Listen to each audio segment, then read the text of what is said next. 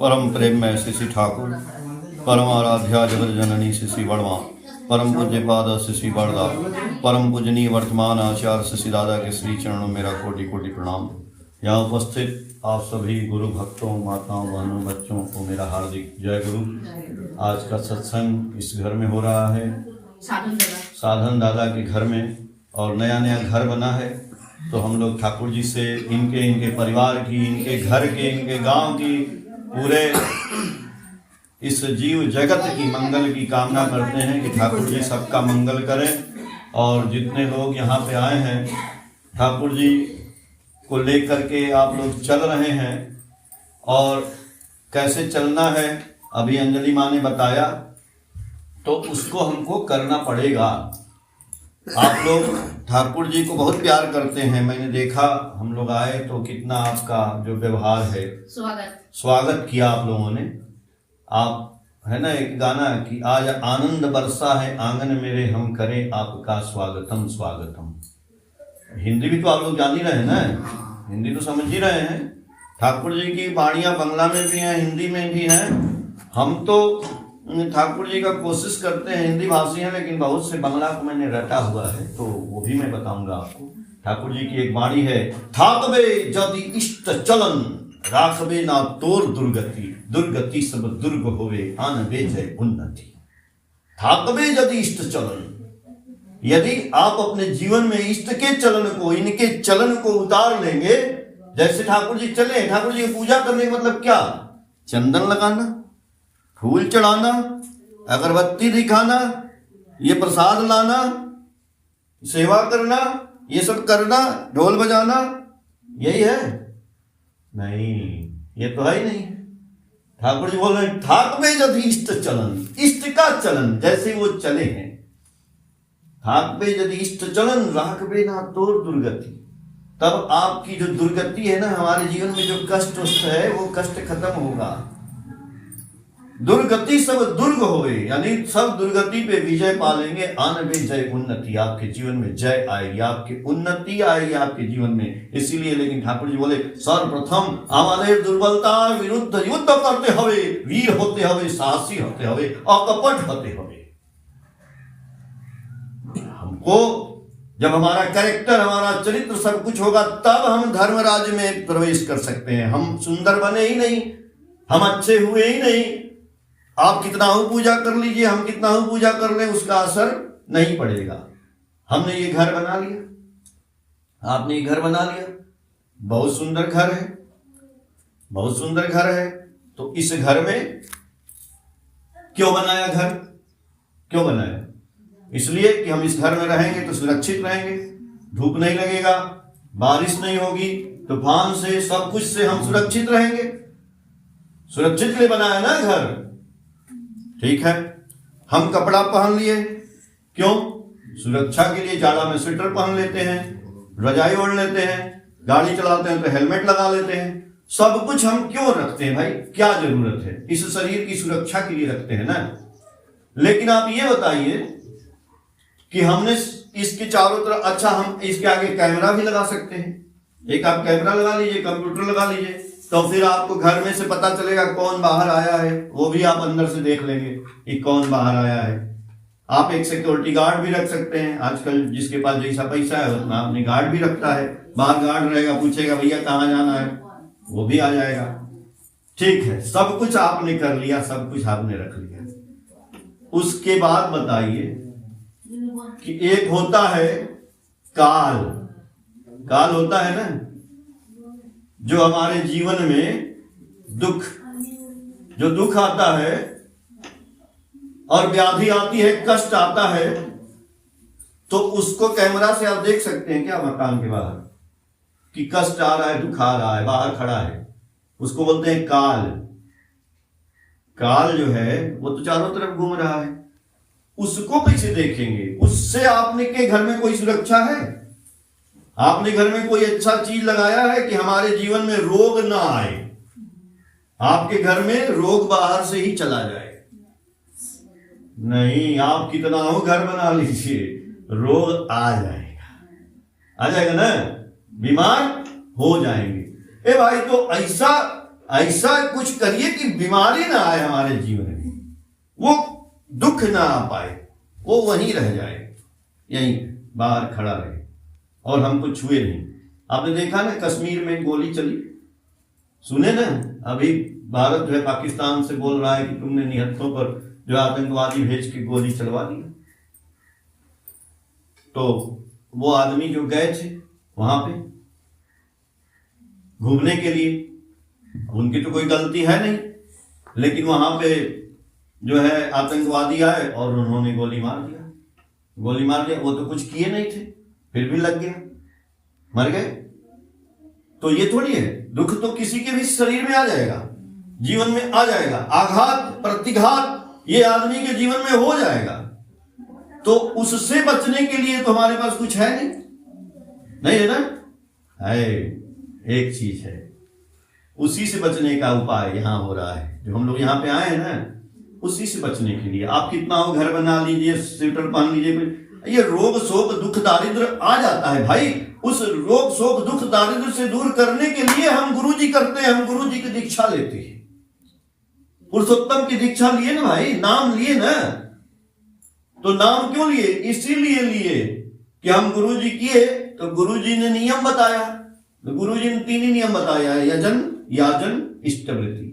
यानी यजन मतलब नाम ध्यान, याजन मतलब उनका गुणगान, और इष्टवृत्ति मतलब उनके भरण पोषण के लिए उनका दान। तो नाम दान गुणगान, ये जीवन में 3 काम जिसने कर लिया नियम से ठाकुर जी का, उसके लिए रोग व्याधि आघात प्रतिघात काल मृत्यु सब वहीं खड़ा रहेगा, आपके घर में प्रवेश नहीं करेगा प्रवेश, नहीं तो वो इस शरीर में भी प्रवेश कर जाएगा।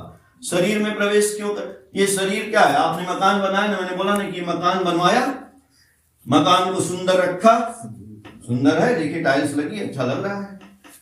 एक मकान और है आपके पास, उस मकान का नाम है शरीर। ये आपका मकान है, ये भी, क्योंकि हम हाथ हैं नहीं बोलते हैं, ये मेरा हाथ है। तो मैं कौन हूं जी? मैं कोई अलग हूं तब ना? ये मेरा हाथ है, ये मेरा सर है, ये खोपड़ी है, ये दिमाग है, ये, अरे भाई तो ये क्या है? ठाकुर जी बोले ये शरीर एक आपका यंत्र है, इस यंत्र को अच्छी तरह से रखना है। आपके पास कार है, आपके पास मोटरसाइकिल है, साइकिल है, तो वो क्या ऐसे ही चलेगी? उसकी सर्विस भी होगी, उसके पहिया में हवा होना चाहिए, सब कुछ होना चाहिए, बढ़िया रहेगा, ब्रेक होना चाहिए, तब वो चलेगा, लाइट भी होना चाहिए रात को।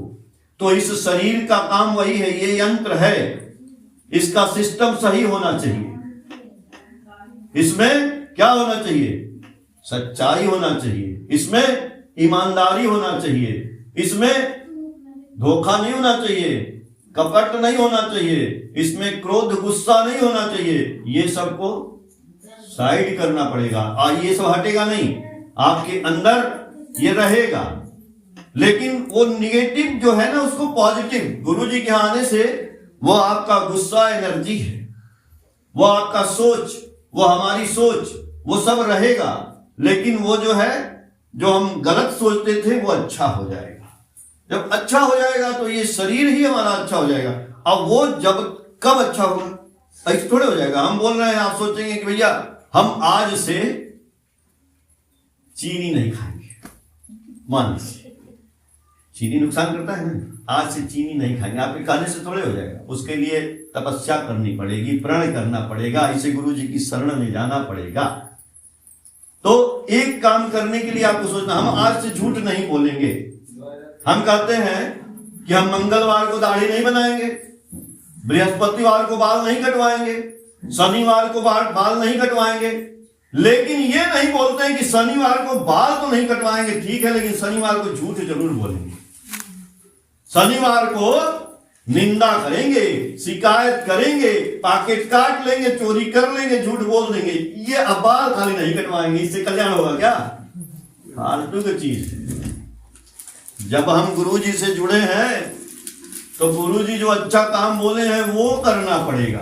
अब वो कहां से आएगा? हम गाड़ी में, पेट्रोल की गाड़ी में डीजल डाल देंगे, किरासन तेल तो चलेगा? नहीं चलेगा। एक बकरी है ना, बकरी क्या खाती है? मांस, बकरी मांस नहीं खाती है, खाती नहीं है, बकरी तो पत्ती खाती है। अब बकरी अंडा भी नहीं खाती है, मुर्गा भी नहीं खाती है। बकरी तो शाकाहारी है, एकदम पत्ता खाती है, कुछ नहीं करती है, लेकिन उस बकरी को सब खा जाता है। उस बकरी का क्या दोष भाई? जो बकरी इतना बढ़िया शाकाहारी, किसी मांस को भी टच नहीं किया, खाया नहीं, उस बकरी को लोग काट के खा गए। वही बात है कि आदमी गया वहां कश्मीर घूमने, गोली लग गई, तो बकरी को लोग खाए जा रहे हैं मार करके, तो वो भी तो अगले जन्म में बकरी बनेंगे। जो बकरी कुछ खाए ही नहीं, उसको भी आप काट के खा गए। भैया वो तो पत्ता खाई बेचारी, उसको आप खा गए, हम खा गए, तो हमारा क्या हासिल होगा? हमको अगले जन्म में बकरी बनना पड़ेगा, हमको भी लोग काट के खाएंगे। शुरुआत होगी इस शरीर से, खाने से। मैंने बोला ना कि अपनी गाड़ी को सही करना पड़ेगा, इसमें शुद्धता लानी पड़ेगी, इसमें सच्चाई ईमानदारी कहां से आएगी? सबसे पहले ठाकुर जी बोले कि सात्विक भोजन से आएगी। जब तक हमारा ये मछली मांस मादक तो छोड़, लहसुन प्याज, ठाकुर जी बोले ना, लहसुन प्याज मादक पदार्थ मांस, ये सब जब तक हम छोड़ेंगे नहीं, दिमाग में वो सब आएगा नहीं। बढ़िया बात, जैसा खाएंगे अन्न वैसा हो जाएगा मन। ठाकुर जी तो यहां तक बोले हैं कि जो आदमी चोरी बेईमानी से पैसा कमाता है, उसके घर में भी खाना नहीं खाना चाहिए। जो आदमी शैतानी चोरी से कमा के लाया है, उसके घर में आप खाएंगे तो आपका दिमाग भी एक चोरी करने लगेगा। जो आदमी एकदम सात्विक विचार का है, उसके घर में उसके हाथ का बना हुआ खाना खाना चाहिए। आज तो बारात में आदमी जाता है, पता नहीं कौन कौन आदमी खाना बना रहा है, खाए जा रहा है, खाए जा रहा है। अरे वो खाना कितना हो बढ़िया बना है, पनीर खा के आइए आप, लेकिन वो आदमी क्या सोच रहा है, कैसे खाना बना रहा है, वो प्रभाव उस खाने में आ जाता है। सोचिए, खाने का इतना प्रभाव है। तो हम जब खाना ही नहीं सही खाएंगे तो सोचेंगे क्या, करेंगे क्या? हम सच्चाई ईमानदारी कर सकते हैं? नहीं। शुद्ध खाना बनाइए, शुद्ध खाना खाइए, आप बीमार नहीं होंगे। बीमार वो होता है जो ज्यादा खाता है। अब 2 रोटी खाइए, दाल खाइए, सुबह शाम खाइए, दोपहर थोड़ा सा खाइए, आप बीमार नहीं होंगे। चीनी मत खाइए, गुड़ खाइए, कौन कह रहा है? लेकिन हम पेप्सी पिएंगे ना, तो 1 गिलास पेप्सी बहुत नुकसान करेगा। वो तो पूरा साइकिलिंग है, जहर। तो जहर तो पी रहे हैं हम हर जगह। अगर हम जब तक सात्विक भोजन नहीं करेंगे, तब तक हम गुरु जी के बारे में सोच ही नहीं पाएंगे। क्या बोले हैं गुरु जी? गुरु जी बोले हैं नाम करने को। गुरु जी का जो सतनाम है, नाम मिले ना, बीज मंत्र, राम राम राम राम। एक डाकू था, पता है ना, वाल्मीकि नाम था उसका, रत्नाकर नाम था। वो इतना पाप किया, लोगों को हत्या किया, मारा, लूटा, पीटा और सब सामान ले लेता था। एक दिन नारद जी आ गए, तो नारद जी को पकड़ लिया, बोला, ऐ साधु महात्मा, जितना रखे हो सब लाओ, माल पानी इधर। तो वाल्मीकि जी अरे वो नारद जी बोले कि तुम न जो कर रहे हो ये बहुत पाप है, इस पाप का प्रतिफल भोगना पड़ेगा तुमको। बोला, हम काहे भोगेंगे? हमारी पत्नी खाती है, बच्चे खाते हैं, यही वाला खाना है, इसी को जो छीन के ले जाते हैं, तो वो भी भोगेंगे। देखिए वही खाने वाली बात आ गई। बोले ना ना, तुम भोगोगे। तो बोला कि नहीं, सब भोगेंगे मेरे साथ। बोले जाओ अपनी पत्नी से पूछ के आओ। बोले कि नहीं, तुम भाग जाओगे। तो उनको रस्सी से बांध दिया पेड़ में। गया, अपनी पत्नी से पूछा, भाई साधु को पकड़े हैं, बोल रहे हैं कि हमने जो हम लूटपाट के लाते हैं तो तुम भी पाप भोगोगी। तो बोली नहीं, हम क्यों भोगेंगे, ये तो आपका कर्तव्य है, आप भोगोगे। तो बोला, अच्छा, इतना दिन से तुमको खिला रहे हैं और तुम जो है हम भोगेंगे? हम नहीं भोगेंगे, हम ही भोगेंगे, तुम लोग नहीं भोगोगे। नहीं। बोले अच्छा। आए, उनको नारद जी को खोले रस्सी से, उनको प्रणाम किए, बोले कि अब क्या करें बताइए। बोले क्या करोगे, इतना पाप किए हो, कुछ करो, प्रायश्चित करो, बैठो। बोले कि अच्छा ठीक है, बोलिए। तो बोले अब राम राम कहो, राम राम जपो। तो बोले राम ये तो मेरे मुंह से निकलेगा ही नहीं, मैं तो पाप किया हूं। तो गुरुजी बहुत चालाक थे। गुरुजी बोले कि मरा मरा बोलो। भाई रोज मारा था खाली, तो मरा मरा बोलने लगा। तो बोला मरा मरा मरा, मरा मरा माने राम राम राम राम राम राम होने लगा। अच्छा ये बताइए जब वो राम राम करने लगे बैठ करके मंत्र जपने लगे, तो कहीं गए मंदिर में, कहीं मस्जिद में गए, कहीं फूल चढ़ाए, कहीं अगरबत्ती चढ़ाए, कहीं पैसा चढ़ाए, कहीं फल चढ़ाए, कुछ नहीं किए। खाली राम राम राम राम राम राम, इतना राम राम, इतना राम राम, इतना राम राम किए कि उनके ऊपर जो है धूल मिट्टी चढ़ गया, दीमक लग गया, पते नहीं है। खाना भी नहीं खाए, हवा पानी वैसे ही सांस लेते रहे। मर गए? नहीं मरे। इसलिए मैं बोल रहा हूं, आप घास पात खा के, रोटी दाल खा के जिंदा जितना रहेंगे 100 साल जिएंगे। अब मांस मछली मुर्गा ये सब अटर पटर चाउमीन बर्गर खा के 20 साल पहले मुझ जाएंगे। हमारा काम करने का ढंग गड़बड़ा जाएगा। हम सुंदर खाएंगे तो सुंदर बोलेंगे, बोली भी तो होगी ना भाई। कथा यदि मिष्टि फोटे सुहाग व्यवहारे, तो दर्दी तुई अनेक पावी अंतरे बाहिर। यदि आप मुंह से मीठा बोलेंगे तो आपको प्यार करने वाले बहुत मिल जाएंगे, लेकिन इतना गंदा बोलेंगे कि सब लोग आपसे बातें नहीं करेंगे।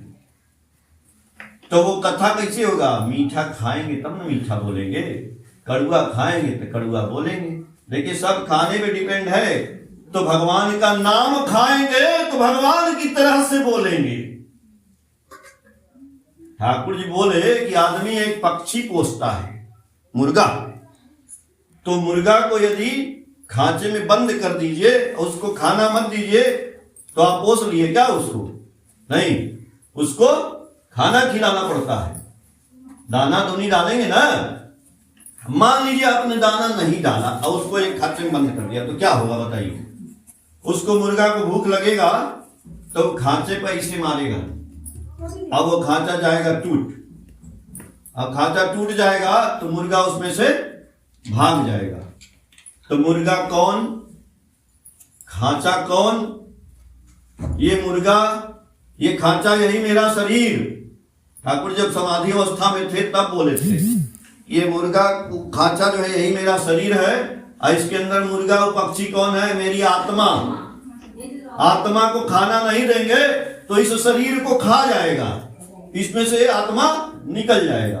तो शरीर का खाना, अब बोलिए कि भाई इस आत्मा का खाना क्या है? कोई को पता है? बताइए। आत्मा जो हमारे अंदर है वो भी कुछ खाती है। ठाकुर जी बोले तो क्या खाएगी बताइए? आत्मा खाती है भगवान का नाम, सतनाम, वही ठाकुर जी बोले। तो इस आत्मा को हम भोजन नहीं दिए, न 5 मिनट 10 मिनट 20 मिनट नाम नहीं करेंगे बैठ करके चलते फिरते। जब गुरु जी का नाम जो मिला है वो नाम नहीं करेंगे, भगवान का नाम नहीं जपेंगे, तो नहीं जपने से क्या होगा? वो बोले ना कि मुर्गा खांचा खा जाएगा, तो ये आत्मा हमारे शरीर रूपी खांचे को खाएगी। तो कभी यहाँ माथा दर्द होगा, कभी पैर दर्द होगा, कभी पीठ दर्द होगा, तो कमर दर्द होगा, तो बुखार आएगा, मतलब सब तरह का बीमारी इसमें आना शुरू हो जाएगा। तो सब बीमारी दूर करने के लिए ठाकुर जी का नाम जपना पड़ेगा, यानी उस आत्मा को भोजन कराना पड़ेगा। वो आत्मा है ना, उसको ठाकुर जी के नाम का।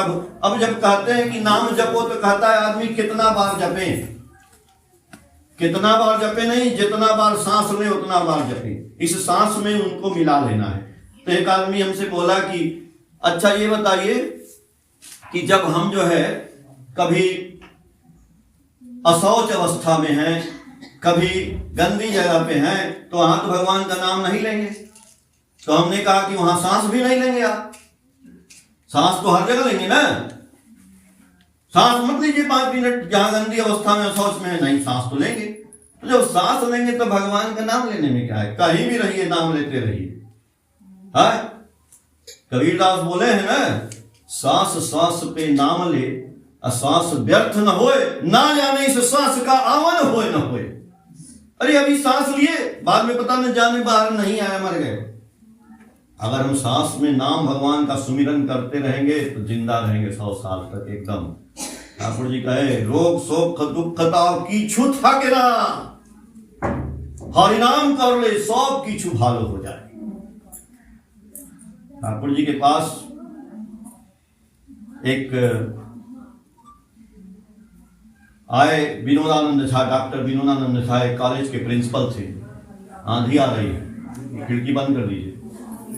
और जब विनोदानंद झा आए तो वो उनके ठाकुर जी के पास लोग बैठे थे, तो आज वो देखे कि भाई जो लोग उनकी सेवा करते हैं उनका भाग्य कितना अच्छा है कि ठाकुर जी के पास बैठ के उनकी सेवा करते हैं। कोई पंखा झुला रहा है, कोई उनको पान सुपारी खिला रहा है, ये तो गुरु के चेले हैं, भक्त हैं लोग। तो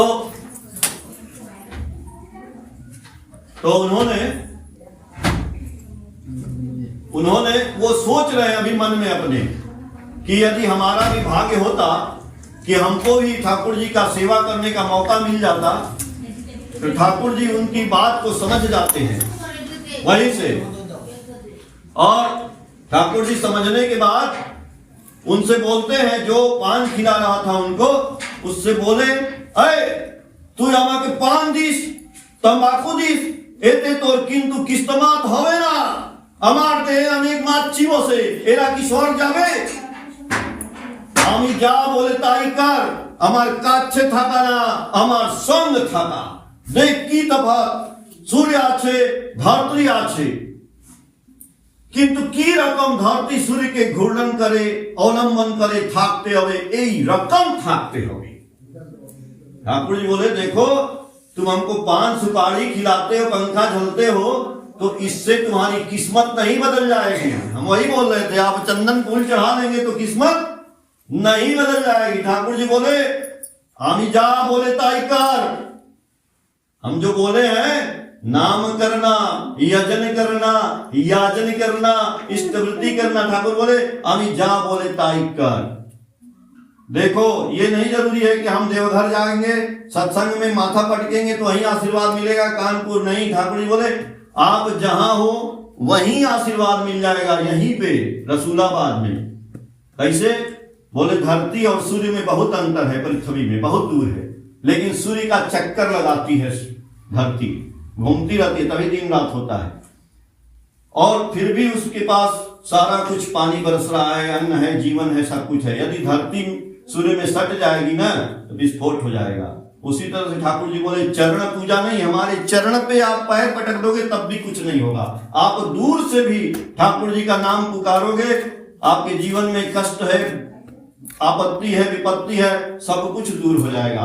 तभी जो अमेरिका में उनके भक्त थे उनसे बोले कि आप हमको अमेरिका से पुकारोगे तो हम अमेरिका भी आ जाएंगे। तो आपके जीवन में यदि ठाकुर जी को लेके चल रहे हैं, कोई दुख कष्ट आपत्ति विपत्ति कुछ भी आता है, आप ठाकुर जी का नाम याद करिए, उनको प्यार करिए, उनसे बोलिए, और आपका किसी न किसी तरह से ठाकुर जी बोले कि हम आते हैं। ठाकुर जी बोले आई एम साउंड, मैं आवाज हूं। वो आवाज सुनते हैं, आवाज दिखाई नहीं दे रहा है, हवा दिखाई नहीं दे रही है, आ रही है। तो ठाकुर जी आपका काम कराते हैं। कैसे कराते हैं?